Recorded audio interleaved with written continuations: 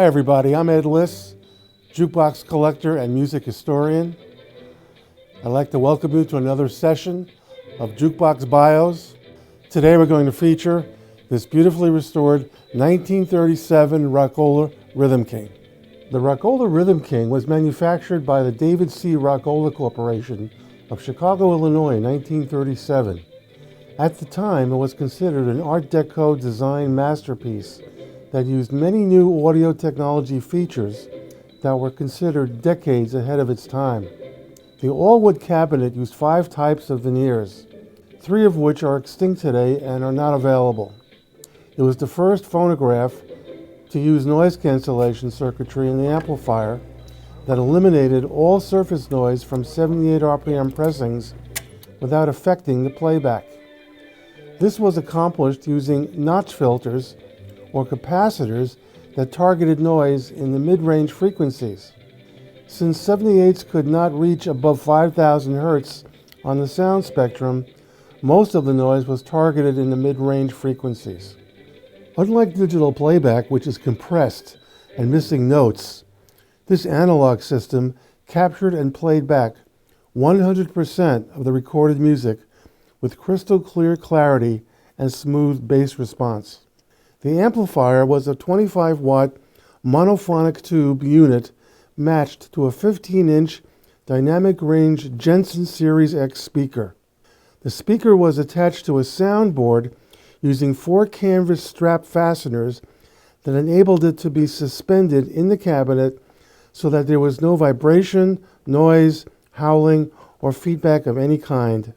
It was also one of the first jukeboxes to use microswitches to perform critical mechanical functions, eliminating the need for contact points as in prior models.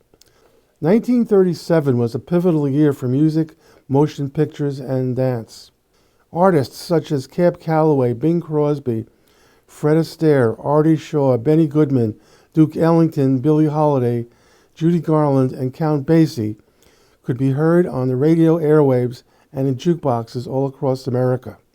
Although the Depression was still going strong at the time, people were glad to pony up a nickel to hear a 3-minute tune and forget their troubles. A loaf of bread cost 7 cents, and a gallon of gasoline cost 10 cents.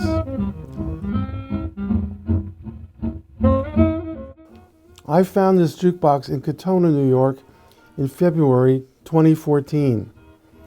It was an incomplete, non-working pile of junk that took over 2,000 hours of intense labor to bring it back to life. It is one of the most intense projects I have ever done. It was dead for 80 years, and I never thought I'd see it running again in my lifetime. However, determined to make it whole again, we restored every single component using hand tools from the 1890s to ensure accuracy and perfection. The mechanism had a warped main gear, which required a massive search to find one for this 80-plus-year-old phonograph. The front grille was missing, and we spent 4 months redesigning and building a new grille to match the original. It is 100% authentic. The back door was missing, so we built a new one with screens to enable air to flow to cool the amplifier tubes. The back door mural was originally made of a foil depicting an orchestra that lit up when playing a record. It was ripped up, but we were able to piece it back together to determine what it looked like. Using 20-plus hours of Photoshop, we were able to recreate the mural in its entirety, using silhouette figures along with their instruments and positions sitting in the orchestra pit. The mural was laminated to preserve it for posterity. It is now 100% original to the unit. The 1937 Rockola Rhythm King is a masterpiece of design and technology that holds up today to the highest standards of form and function. It is precisely tuned to the age, and seeing and hearing it perform is truly breathtaking. It is a timeless piece of American culture, resurrected and restored for future generations to see and hear. Mr. Rockola would have been very proud to see it brought back to life. It is a classic piece of American history. Thank you for watching another segment of Jukebox BIOS.